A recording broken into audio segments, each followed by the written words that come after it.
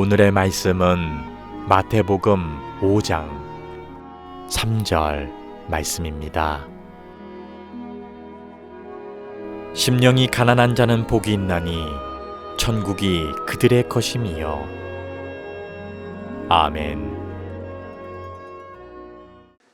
오늘부터 예수님께서 말씀하신 8가지의 복을 하나씩 여러분에게 말씀을 나누려고 합니다. 이 8가지의 복은 산상수훈 안에 포함되어 있는 8복이기 때문에 한 가지씩 떼어서 말씀하지만 산상수훈 전체 내용과 연결을 좀 해서 말씀을 전하도록 하겠습니다. 오늘 첫 번째 시간인데 가난한 자가 복이 있다 라고 하는 이 말씀을 나누려고 합니다. 여러분, 이 말씀을 어떻게 생각하십니까? 가난한 자가 복이 있다. 이 말을 가지고 거리에 나가서 예수 믿지 않는 분에게 예수님께서 이렇게 말씀하셨는데 어떻게 생각하십니까? 그러면 상당수의 많은 분들이 쉽게 동의를 안 할 거라고 생각이 돼요. 예수 믿는 우리도 가난한 자가 복이 있다라고 하는 이 말이 쉽게 동의하기 힘든 말입니다. 왜냐하면 우리는 어릴 때부터 복을 받는 개념이 부자가 되는 것이 복이다, 이렇게 배우고 알고 있습니다. 예를 들어서 우리가 가장 복받은 인생을 표현할 때 부귀영화를 누린다, 이렇게 얘기합니다. 부라고 하는 것은 재산이 많고 귀라고 하는 것은 많은 지위를 얻는 것이고, 영화라는 것은 수많은 온갖 영광을 누리는 것을 말하는 거예요. 그러니까 모두가 꿈꾸는 부귀영화라고 하는 것의 첫 번째가 뭐예요? 부자가 되는 거예요. 그래서 언젠가부터 우리들은 가장 좋은 인사말, 듣기 좋은 말이 뭐냐면 부자 되세요 라는 말을 참 많이 하죠. 어떻게 생각하면 가난하게 사는 사람을 우리는 은근히 하나님께서 저 가정과 저 인생을 축복하지 않으셨네 라는 정의를 가지고 상대를 볼 수도 있다는 생각이 들어요. 그런데 오늘 예수님은 가난한 자가 복이 있대요. 도대체 어떤 의미에서 이 말씀을 하신 걸까? 예수님 말하는 가난한 자라는 게 도대체 무슨 뜻이고 왜 가난한 자가 복되다고 말씀하신 걸까? 그리고 이 복을 정말 우리가 이 땅에서 받아 누리려면 어떻게 해야 될까? 오늘 이 말씀을 우리의 관점으로 보면 받아들이기가 어려워요. 그런데 하나님의 관점에서 왜 이렇게 말씀하시고 이 말씀의 의미가 뭔가? 이것은 천국에서 받는 복을 얘기한 거잖아요. 그래서 하나님의 관점에서 이 말씀을 좀 살펴보면 좋겠다. 가난한 자가 복이 있다라고 하는 이 말은 8복 중에도 첫 번째에 해당하지만 워낙 충격적이잖아요. 그래서 이 성경 말씀을 가지고 그동안 수많은 사람들이 각자의 방식으로 이 말씀을 풀어보려고 노력을 했어요. 예를 들면 어떤 사람은 가난한 자가 복이 있다라는 이 말씀을 예수님을 사회운동가로 보고 싶은 사람들은 이 말씀의 의미가 계층의 문제다, 그래서 부자들을 비판하려고 하는 의도에서 하신 말씀이다, 이렇게 해석하는 분이 있어요. 저는 전혀 동의하지 않습니다. 왜냐하면 예수님이 이 땅에 오신 목적은 우리의 심령을 구원하려고 오신 거고 우리의 심령을 변화시키기 위해서 오신 거예요. 그렇기 때문에 예수님의 이야기는 어떤 말씀이든지 먼저 심령의 문제로 접근하고 살펴봐야 돼요. 영적인 문제로 접근하지 않고 이것을 사회운동의 문제 또는 계층의 문제, 구조의 문제로 보면 안 된다는 거예요. 그래서 가난한 자가 복이 있다라고 하는 이 말씀도 저는 영적인 해석으로 하지 않으면 풀릴 수가 없다. 그러면 예수님 말하는 가난한 자라는 이 표현이 영적인 문제라는 건데, 예수님 당시 유대 사회는 그때다 지금이나 부자와 가난한 자가 항상 존재하죠. 예수님 당시에도 부자들이 있었어요. 근데 이 사람들의 특징은 뭐냐면 자기들이 부유한 것에 대한 자랑을 하고 늘 사는 거예요. 다시 말하면 자존감이 굉장히 높은 거예요. 자기가 얻어놓은 또 쌓아놓은 창고를 보면서 내가 이렇게 대단한 존재인데 누가 나를 함부로 할 수 있어? 내가 어떤 사람인데? 이렇게 자기가 이루어 놓은 성과에 만족하면서 자기 도취에 살던 사람들이 예수님 당시의 부자들의 특징이었다는 거예요. 그런데 가난한 사람들은 좀 달랐어요. 항상 현실의 벽에 부딪히고 자신의 뜻대로 되지 않으니까 나는 아무것도 아니구나. 나는 부족함이 많은 사람이구나. 그래서 자신의 가난 때문에 오히려 자신의 연약함을 하나님 앞에 내어놓고 하나님께 겸손하게 울부짖을 수 있는 사람들.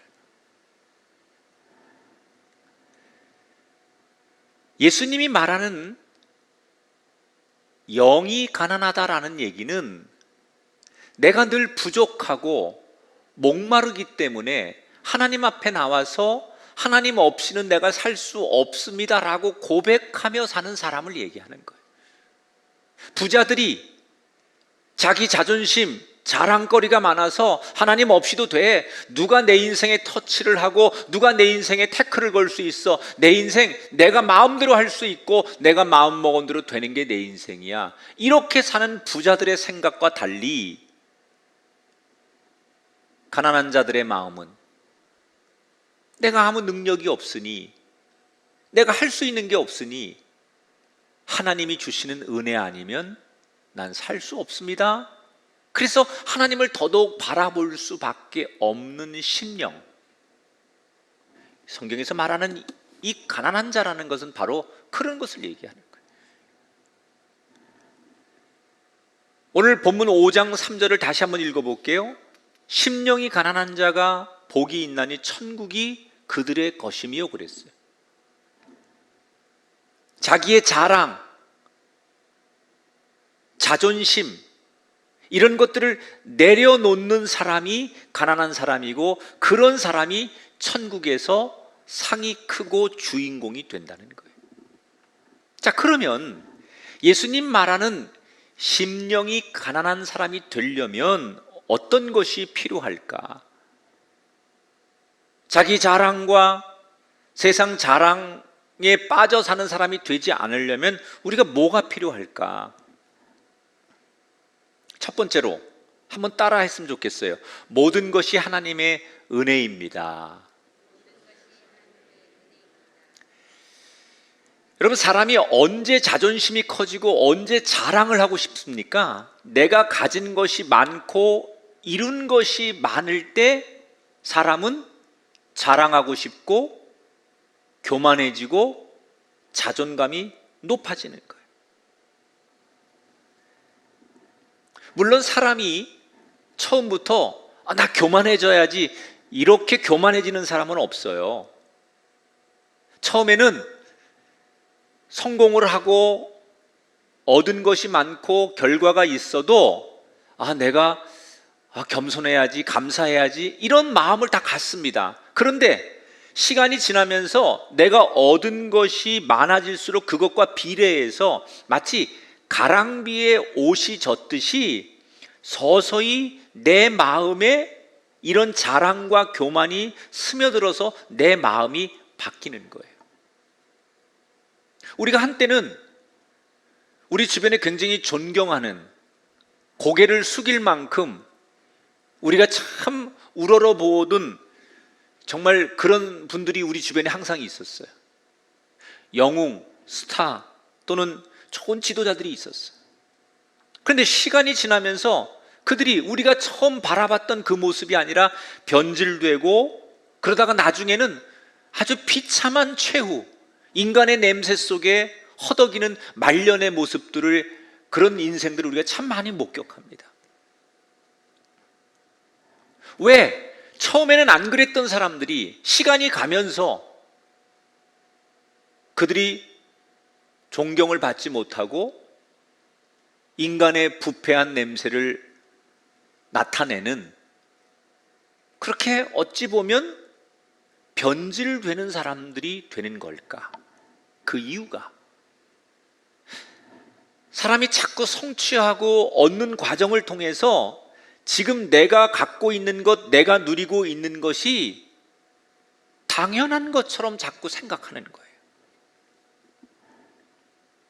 내가 똑똑하고 내가 능력 있고 내가 노력해서 얻은 거니까 내가 그럴만하지, 내가 이렇게 사람들에게 인정받고 사람들에게 이렇게 내가 우러러 보임을 받는 거 당연한 거야 라는 생각을 처음에는 갖지 않았는데, 시간이 점점 지나면서 자기도 모르게 그것을 당연하게 받아들이게 된다는 거예요.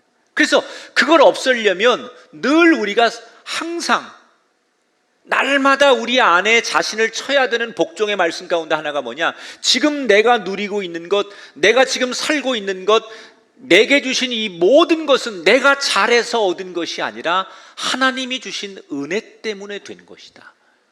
이 말씀을 한시도 자신의 마음에서 비우면 안 된다는 거예요.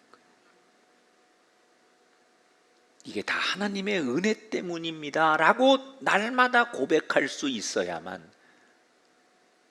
그 마음이, 그 심령이 늘 예수님 말하는 가난한 자가 될 수 있다는 거예요. 성경에 등장하는 인물 가운데 이 말을 가장 뼈저리게 느낀 사람을 소개하라고 하면 솔로몬을 꼽을 수가 있어요. 솔로몬은 이스라엘 왕이었던 다윗이 밧세바를 통해서 얻은 아들입니다. 태어날 때만 해도 솔로몬은 굉장히 기대를 한 몸에 받고 축복 속에 태어나죠. 아버지 다윗이 솔로몬이 태어났을 때 얼마나 기뻤는지 여디디아라는 이름을 붙여줬는데, 이 뜻이 여호와께서 사랑하신다, 그런 뜻입니다. 그의 이름은 정말 이름대로라면 축복 속에 태어난 거고 축복을 받는 인생이 돼야 돼요. 그런데 현실은 그렇지 않았어요. 여러분, 솔로몬이 아버지 뒤를 이어서 왕이 될 가능성은 사실은 거의 없었습니다. 여러 가지 이유가 있지만 가장 대표적인 이유가 자기 앞에 워낙 출중한 이복 형들이 너무 많았어요. 압살롬이나 아도니아 같은 정말 출중한, 아버지 뒤를 이어서 왕이 되기에 인간적으로 손색이 없는 그런 형들이 있었기 때문에 그 형들과의 경쟁에서 솔로몬이 왕이 될 가능성이 전혀 없었습니다. 그런데 어느 날 놀라운 일이 일어납니다. 가장 유력한 왕의 후보였던 압살롬이 반란을 일으켰다가 죽습니다. 그리고 어찌어찌 하다가 어머니의 도움으로 솔로몬은 아도니아까지 따돌리고 극적으로 왕이 됩니다. 내가 왕이 될 거라고 생각 못했어요, 솔로몬은. 그런데 정말 우여곡절 끝에 솔로몬이 왕이 되거든요. 그런데 문제는 왕이 되긴 했는데 아무도 의지할 곳이 없고 자기를 따르는 이가 없고 도와줄 사람이 없는 거예요. 왜냐하면 당시의 정치 지형은 압살롬이나 아도니아가 왕이 될 줄 알고 전부 그들을 따르기 위해서 신하들이 거기 가서 줄을 서 있었기 때문에 솔로몬이 갑자기 왕이 되니까 누구도 솔로몬을 도울 생각을 안 하는 거예요. 왕이 되었지만 자기 세력이 없는 거예요. 여기에 너무나 고민이 되고 답답했던 솔로몬은 그 상황에서 어디로 가느냐 할 수 없이 여호와 하나님 앞에 나갑니다. 그리고 하나님 앞에 엎드려 1000번제를 드리는 거예요. 나를 도와줄 리가 없고 내가 도움받을 세상 사람이 없으니까 하나님 앞에 나가서 하나님, 이 부족한 종에게 지혜를 달라고 구합니다. 그런데 하나님께서 그의 예배를 받으시고 그의 기도를 받으시고 지혜뿐 아니라 부귀 영화까지 주겠다고 응답하셨어요. 하나님의 약속대로 그는 승승장구를 합니다. 지혜로운 판단으로 내부적인 문제들은 잘 정치적으로 풀어가고 외적으로는 군사, 외교, 아내는 경제, 이런 걸 너무너무 탁월하게 잘하는 거예요. 그의 아버지 다윗이 왕일 때는 가나안 지역에서 이스라엘이 다코스로 떠오릅니다. 그런데 솔로몬이 왕이 됐을 때는 다코스 정도가 아니라 가나안 지역의 맹주가 돼요. 가장 강대국. 그 솔로몬 때 전성기를 이루는 거죠. 그런데 바로 이때부터 솔로몬의 마음과 눈빛이 달라지기 시작하는 거예요. 처음에만 해도 아무도 의지할 것이 없으니까 오히려 그때는 하나님을 간절히 찾고 하나님만 바라보고 하나님만 의지하던 솔로몬이, 그래서 성전에 나가서 하나님 앞에 1000번제를 드리고 여호와 하나님 이름만 불렀던 그가 모든 사람들이 자기를 최강대국의 왕으로 바라보는 그 순간부터, 언젠가부터 자기의 판단, 자기의 생각을 과신하기 시작하는 거예요. 처음에만 해도 이런 자신의 상황을 감사하던 그의 심령이 이제는 내가 했다, 나는 할 수 있다, 이렇게 바뀌는 거예요. 물론 솔로몬이 처음부터 그랬던 게 아니에요. 처음에는 그도 겸손했어요. 처음에는 그도 하나님 앞에 더 많이 묻고 하나님의 뜻을 따르려고 했어요.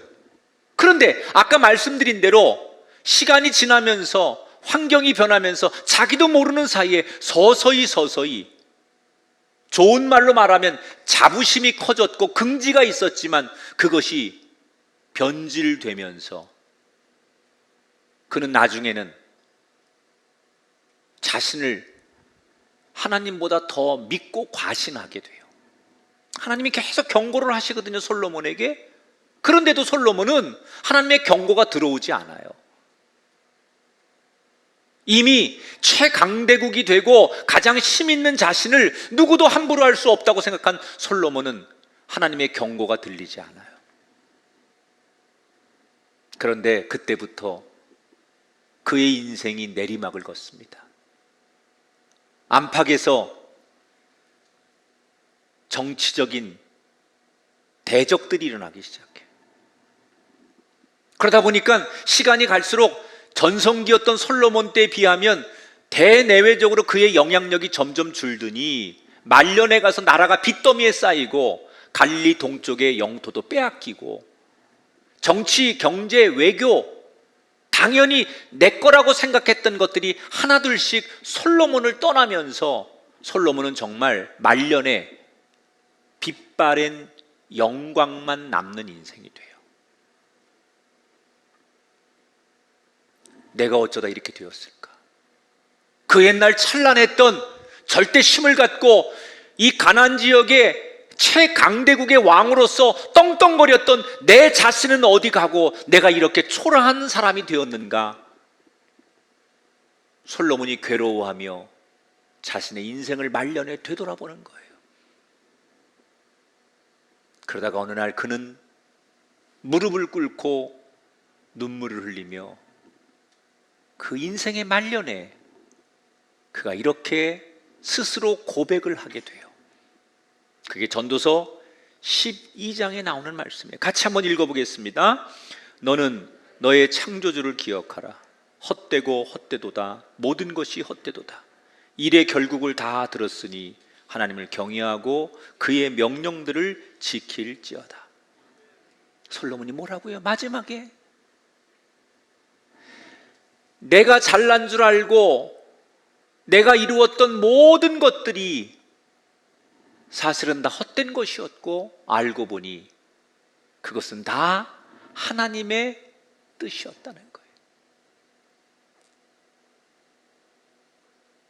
내가 이룬 것들, 내 눈앞에 있는 것들이 영원할 줄 알고 대단할 줄 알았는데 그것이 시간이 지나고 보니까 다 헛된 것이고 결국 모든 것은 하나님의 손에 있더라는 거예요.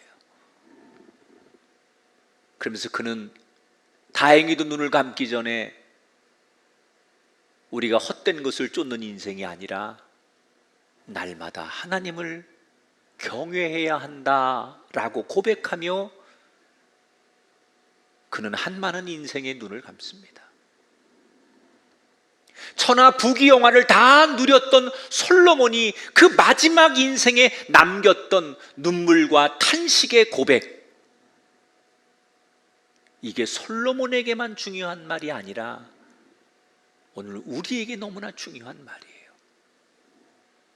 여러분, 우리가 이 땅에서 아무리 노력하고 잘해서 성실하게 해서 성공하고 거뒀을지라도 그게 내가 잘해서 얻은 거라고 생각하면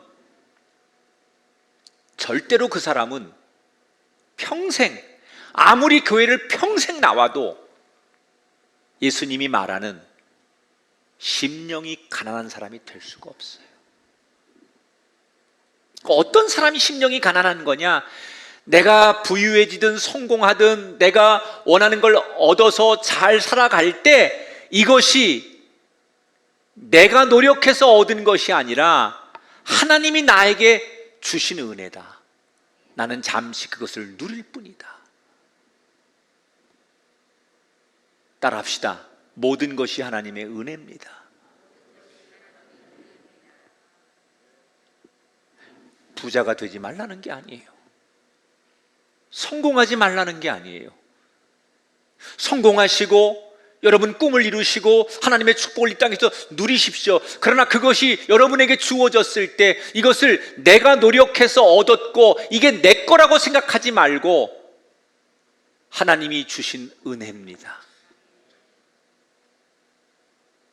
그 고백을 잘 될수록 부유해질수록 올라갈수록 늘 그 고백을 되뇌이며 그 고백대로 살려고 하는 사람이 세상으로는 부유해지지만 마음으로 영으로 가난해지기 때문에 천국에 합당한 사람이 된다는 거예요.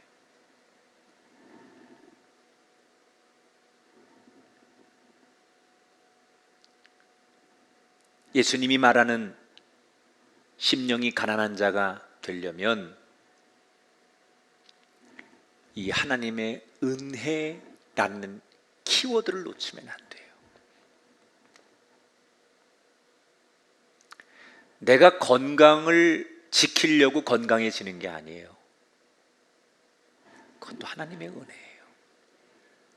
부모가 자식을 잘 키운다고 키워지는 게 아니에요. 하나님의 은혜예요.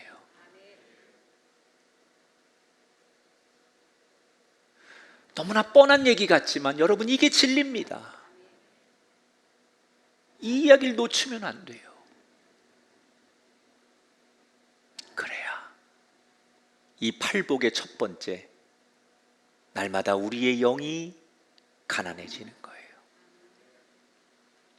두 번째로, 이 심령이 가난한 사람이 되려면 우리에게 뭐가 필요하냐? 따라합시다. 하나님의 칭찬에 만족합시다. 사람이 어느 순간 얻은 것이 많고 자랑할 게 많아지게 되면 그 다음 단계에 반드시 나타나는 현상이 뭐냐?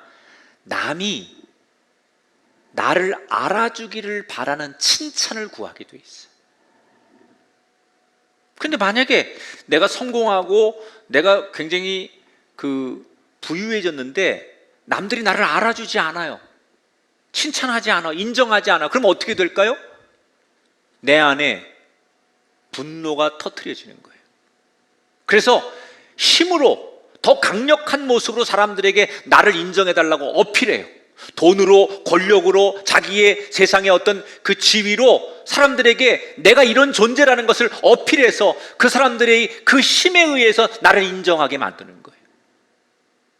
그러면 사람들이 그게 무서우니까, 필요하니까 그 사람이 어필하는 대로 그 사람을 인정해 줘요. 칭찬해 줘요. 대단하십니다. 부럽습니다. 훌륭하십니다. 그런데 그게 점점점 시간이 지나면 사람들이 칭찬했던 그 칭찬이 오래 가지 않고 그 사람의 뒷모습을 향해 사람들은 손가락질하고 악평을 하게 돼 있어요. 성경의 그 대표적인 사람이 누구냐? 여러분, 예수님 당시 예수님이 책망했던 바리새파들이에요. 바리새파. 이 바리새파 사람들은 원래는 어떻게 해서 이 사람들이 생기게 된 거냐면 굉장히 순수한 동기로 생긴 집단들이에요. 주전 2세기경에 유대 지역을 다스리던 이방왕이 이 유대 땅을 다스렸는데 그때 그리스 종교를 강요합니다. 신전에다가 돼지라든지 제우스 신상 이런 우상들을 갖다 놓고 그거를 섬기라는 거예요. 외국의 우상들을 갖다 놓고 그걸 안 섬기면 남녀노소 잔인하게 죽이는 거예요. 그 사람들이 무서우니까 돼지라든지 제우스 신상, 이방 신을 섬기는 거예요. 사람들이 막 그렇게.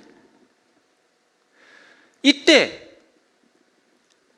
이건 아니다, 순교할 각오로 이건 아니라고 말해야 된다고 믿음을 지키기 위해서 신앙적으로 반란을 일으킨 사람들이 있어요. 이 사람들이 훗날 자연스럽게 바리새파가 되는 거예요. 그래서 초창기에 이 바리새인들은, 바리새라는 이 뜻이 구별된 자라는 뜻이거든요. 그러니까 누가 봐도 달라 그런 뜻이거든요, 이 사람들이. 그래서 초창기의 바리새인들은 세속의 문화를 거부하고 세상 사람들의 힘에 굴복하지 않았던 사람들이에요. 어떻게 하면 하나님 주신 율법대로 살아야 되고 그 말씀 앞에 우리가 경건을 지키고 살아야 되고, 그래서 그 율법을 지키기 위해서라면 우리가 이런 규칙들을 우리끼리 지키는 게 좋겠다 해서, 그래서 그들이 율법의 새로운 규칙들을 또 만드는 거예요. 그리고 처음에는 그들이 그 율법을 잘 지키고 그들이 만든 교리를 잘 지키고 구제하고 기도하는 일에 모범이 됐던 사람들이에요. 그러니까 이런 모습 앞에 많은 백성들이 이 바리새인들을 존경하는 거예요. 감동을 주니까 많은 사람들이 나도 바리새인처럼 살고 싶어, 그래서 바리새인들 그룹으로 들어가요. 그래서 바리새파가 되는 거예요. 파가. 이 바리새인들이 처음과 같지 않게 사람들에게 인정받으려고, 칭찬받으려고 타락하기 시작하는 거예요. 대표적인 게 뭐예요? 예수님께 책망받은 것 중에 헌금을 할 때 일부러 그 성전에 가서 동전을 넣을 때 소리 나게 넣는 거예요, 부자들. 이 바리새인들이. 기도할 때도 조용히 하나님을 향해 기도하는 게 아니라 사람들 들으라고 크게 광장에서 기도하는 거예요. 구제를 할 때도 꼭 구제하기 전에 나팔을 불어요. 이게 원래 나팔을 부는 이유는 가난한 사람들 이 나팔 소리 듣고 도움을 청하러 오라고 나팔을 부는 게 원래 목적이거든요. 그런데 이 바리새인들은 그걸 악용해서 내가 이렇게 남을 돕는 것을 자랑하고 과시하기 위해서 나팔을 부는 거예요. 이런 바리새인들의 모습에 사람들은 점점 실망을 하고 이 바리새인들의 이 모습에 피곤을 느끼기 시작해요. 그리고 끝내는 예수님 시대에는 가식적이고 외식하는 사람이고 천국에 합당하지 않은 대표적인 사람들로 찍혀요. 그렇게 순수했고 그렇게 좋은 의도에 산 때는 존경을 받고 인정을 받았고 잘했던 바리새인들이 어디서부터 뭐가 잘못됐길래 그런 결과를 가져오게 된 걸까? 예수님이 제자들에게 너희들 꼭 믿음 생활하면서 이거는 주의해야 된다라고 당부한 게 있어요. 두 군데를 찾아볼 건데, 첫 번째 11절부터 4절을 볼게요. 마태복음 6장 1절부터 4절. 사람에게 보이려고 그들 앞에서 너의 의를 행하지 않도록 주의하라. 구제할 때 오른손이 하는 것을 왼손이 모르게 하여 내 구제함을 은밀하게 하라. 은밀한 중에 보시는 너희 아버지께서 갚으시리라. 그 다음에 16절부터 18절 보세요. 그들이 금식하는 것을 사람에게 보이려고 얼굴을 흉하게 하느니라. 너는 금식할 때 머리에 기름을 바르고 얼굴을 씻으라. 은밀한 중에 보시는 내 아버지께서 갚으시리라. 반복되는 단어가 두 개 있어요. 사람에게 보이려고 하지 말아라. 사람에게 보이려고 라는 이 뜻은 뭐예요? 사람들에게 칭찬받고 박수받고 인정받으려고 하지 말라는 거예요. 나 이렇게 선교해요. 나 이렇게 봉사해요. 나 이렇게 기도해요. 나 이렇게 금식해요. 나 이번에 선교 갔다 와요. 이걸 사람들에게 인정받으려고 그렇게 하지 말라는 거예요. 여러분, 우리가 선교를 하고 봉사를 하고 구제를 하고 찬양을 드리고 헌금을 하는 이유는 뭐예요? 하나님이 좋아서 하는 거예요. 하나님이 좋아서 하는 거예요. 여러분이 교회 나오는 이유는 하나님이 좋아서 하는 거예요. 아멘. 금식을 왜 해요? 우리가 왜 우리의 것을 나누고 멀리 가 선교도 하고 봉사를 해요? 하나님이 좋아서 하는 거예요. 하나님이 좋아서. 그런데 그게 뭐예요? 하나님이 좋아서가 아니라 사람들에게 인정받고 싶고 사람들에게 은근히 박수받고 싶어서 한다는 얘기예요. 그 말은 여러분 무슨 죄를 짓는 줄 알아요? 하나님을 이용하는 거예요. 하나님을 이용해서 하나님 이름을 들먹거리고 교회를 들먹거리고 선교, 기도, 구제 이런 거를 들먹거려서 나를 인정받고 싶어 하는 마음에 사는 일, 이게 다 하나님을 이용하는 거죠.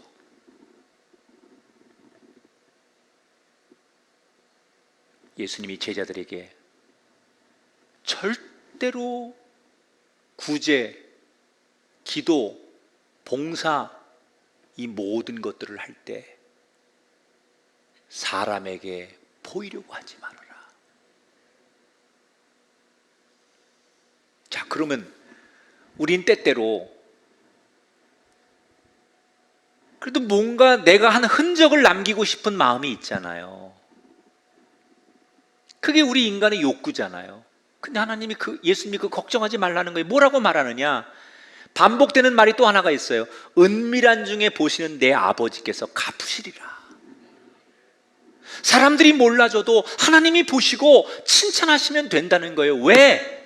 사람들은요, 어제 나한테 상을 줬다가도 오늘 뺏는 게 사람이에요. 오늘 막 그렇게 나를 향해 환호했다가도 내일 돌아서고 변하는 게 사람이에요. 그러나 하나님의 칭찬과 하나님의 상은 영원합니다.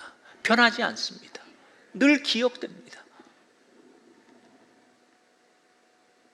그래서 예수님은 말씀합니다. 사람이 아닌 하나님의 칭찬을 구하라.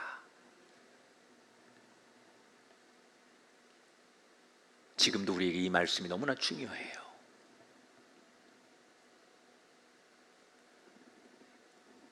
이 현대인들은 특히 이 교인들을 제가 이렇게 목회하면서 보면 칭찬에 목말라 있어요. 그래서 제가 목사님들에게 교인들 격려와 칭찬을 많이 해주세요, 그런 얘기 가끔 하는데, 뭐 우리 유명한 베스트셀러 가운데 칭찬은 고래도 춤추게 한다 그런 말이 있잖아요. 근데 이게 그 경계선을 넘으면 자기를 과시하고 인간적으로 인정받고 그런 목적이 되면 대단히 위험해지는 거예요. 내가 우리 교회에서 몇 년을 봉사했는데, 내가 이 성가대에서 어떤 헌신을 했는데, 여기는 내가 초창기부터 한 번도 내가 여기 놓지 않은 자리야. 내가 이 교회에서 얼만큼 존재감이 있는 사람이고, 내가 어떤 존재인데, 이게 뭐예요? 자기 자랑, 자기의 자존심에 잡혀서 하나님 나라에서 받을 상을 내버려 치는 거예요. 오늘 예수님이 뭐라고 말씀하시냐, 본문에 이 땅에서 사람들에게 칭찬을 받고 이 땅의 사람들에게 박수를 받으면 이미 하늘에서 받아야 될 상을 여기서 다 받았으니 하늘의 상이 없다는 거예요. 천국의 상은 이 땅에서 당연히 받아야 될 걸 덜 받는 사람이 받는 것이 천국의 상이에요. 나를 철저히 낮추고 오직 하나님만을 가장 높이 모시는 곳, 그곳이 천국인 줄 믿습니다. 오늘 말씀을 다시 한번 묵상해 보세요. 심령이 가난한 자는 복이 있나니 천국이 그들의 것이며. 우리는 이 말씀 앞에 물어봐야 돼요. 이 말씀의 거울 앞에 나를 비춰보면서 나는 지금 내 심령이 자랑에 목말라 있고, 아니면 내 자존심 때문에 견디지 못해하는 심령은 아닌가. 우리가 정말 예수님을 믿는다면 자존심 따위는 문제가 되지 않아요. 사람들에게 섭섭함이나 사람들에게 인정받는 건 그렇게 중요한 문제가 아니에요. 이 유혹으로부터 우리의 심령을 늘 지키려면 모든 것이 하나님의 은혜입니다. 나는 사람의 칭찬이 아니라 하나님의 칭찬, 당신 한 분이면 됩니다. 따라합시다. 하나님 한 분이면 됩니다. 이 두 가지를 기억하셔서 예수님 말하는 진심으로 가난한 자가 되셔서 하나님 나라의 가장 큰 상을 누리시고, 이 가난한 심령이 되어서 하늘나라의 합한 자로 지금 살고 계시다면 하늘이 열리면 땅도 열리는 주님의 약속이 이 땅에서 펼쳐지는 저와 여러분 되기를 축복합니다. 우리 모두 가난한 자, 더 낮아지는 자, 이 팔복의 첫 번째 주인공을 내 것으로 만드는 거룩한 믿음의 삶이 여러분에게 펼쳐지게 되시길 주 이름으로 축원합니다.